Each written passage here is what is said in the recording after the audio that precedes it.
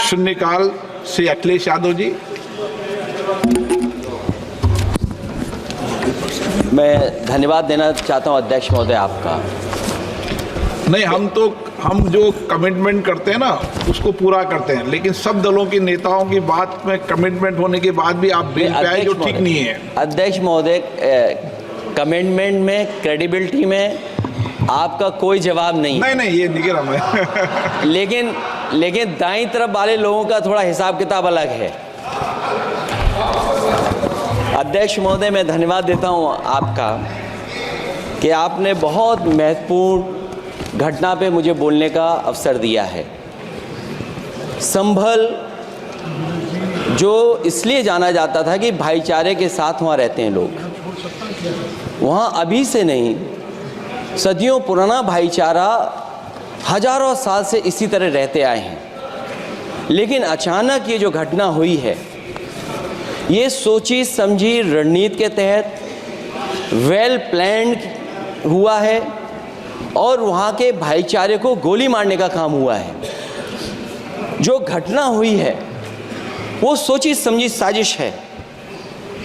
वहाँ जो खुदाई की बात लगातार अध्यक्ष महोदय देश में कोने कोने पर भारतीय जनता पार्टी और उनके सहयोगी और समर्थक, शुभचिंतक बार बार खुदाई की जो बात कर रहे हैं अध्यक्ष महोदय, ये खुदाई जो है हमारे देश का सौहार्द, हमारे देश का भाईचारा, हमारे देश का गंगा जमनी तहजीब को खो देगा। मैं आपका धन्यवाद इसलिए भी देता हूं कि इस महत्वपूर्ण जो साजिश हुई, और वो साजिश सोची समझी इसलिए मैं बोल रहा हूं। उत्तर प्रदेश का चुनाव था, पहले 13 तारीख को चुनाव होना था और 13 तारीख के चुनाव को उन्होंने बढ़ा करके 20 तारीख कर दिया। और इस जो घटना है मैं आपके सामने पढ़ना चाहता हूं।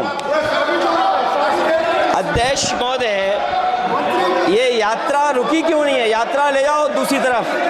अध्यक्ष महोदय, संभल की शाही जामा मस्जिद के खिलाफ 19/11/2024 को सिविल जज सीनियर डिवीजन छंदौसी संभल में एक याचिका डाली गई। कोर्ट ने दूसरे पक्ष को, अध्यक्ष महोदय सुनिए, ये सुनना चाहिए, हम यूं ही नहीं कहते थे। आप तो संक्षिप्त में बोले। अध्यक्ष महोदय, हम यूं ही नहीं कहते थे कि संविधान ये मानती नहीं सरकार। हम यूं ही नहीं कहते थे कि संविधान नहीं मानती। जब प्लेसेस ऑफ वर्शिप एक्ट है, प्लेसेस ऑफ वर्शिप एक्ट है, हम बनते तो बहुत कुछ हैं। संभल के शाही जामा मस्जिद के खिलाफ 19/11/2024 को सिविल जज सीनियर डिवीजन चंदौसी संभल में एक याचिका डाली गई। कोर्ट ने दूसरे पक्ष को सुने बगैर उसी दिन 19/11/2024 को सर्वे के आदेश दे दिए। ताज्जुब की बात है, संभल के जिलाधिकारी संभल और पुलिस अधीक्षक संभल आदेश को पढ़े बगैर 2 घंटे के बाद सर्वे के लिए पुलिस बल के साथ शाही जामा मस्जिद पहुंच गए। जामा मस्जिद की कमेटी, जनप्रतिनिधि, उलेमा इकराम, सभी अधिवक्ताओं ने सहयोग दिया। जिलाधिकारी संभल और पुलिस अधीक्षक संभल ने 2.5 घंटे सर्वे के बाद कहा, आप सब सर्वे पूरा हो चुका है और अब रिपोर्ट कोर्ट को भेज दी जाएगी। लेकिन दिनांक 22/11/2024 फ्राइडे को जुमे की नमाज के लिए लोग नमाज अदा करने के लिए जामा मस्जिद पहुंचे, लेकिन पुलिस प्रशासन ने बैरिकेड लगा दिया ताकि लोग नमाज न पढ़ सकें। उसके बाद भी लोगों ने संयम बरतते हुए नमाज अदा की और किसी प्रकार का विरोध प्रदर्शन नहीं किया। 29/11/2024 को कोर्ट की अगली तारीख तय थी।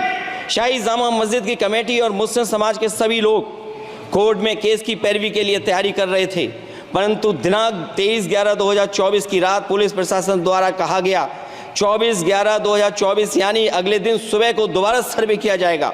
शाही जामा मस्जिद कमेटी और अधिवक्ता ने कहा कि इस सर्वे तो मुकम्मल हो चुका है, अब दूसरे सर्वे की क्या आवश्यकता है? कोर्ट के आदेश का हमने पालन कर दिया। अगर दूसरे सर्वे कराना है तो दोबारा आदेश करवाएं, कोर्ट के आदेश के बाद हम दोबारा सर्वे करा देंगे। लेकिन जिलाधिकारी संभल और पुलिस अधीक्षक संभल ने कोई सुनवाई नहीं की और तानाशाही दिखाते हुए सुबह के वक्त से पहले शाही जामा मस्जिद आ गए। शाही जामा मस्जिद कमेटी और मुस्लिम समाज के लोगों ने फिर भी धैर्य रखा और दोबारा सर्वे के लिए अंदर ले गए। सर्वे के दौरान करीब 1.5 घंटा बाद जब जनता को सूचना मिली तो वो इकट्ठा होना शुरू हो गए। लोगों ने सर्वे का कारण जानना चाहा तो सर्किल ऑफिसर ने उनके साथ गाली गलौज की और लाठीचार्ज करवाकर बुरी तरह जख्मी कर दिया।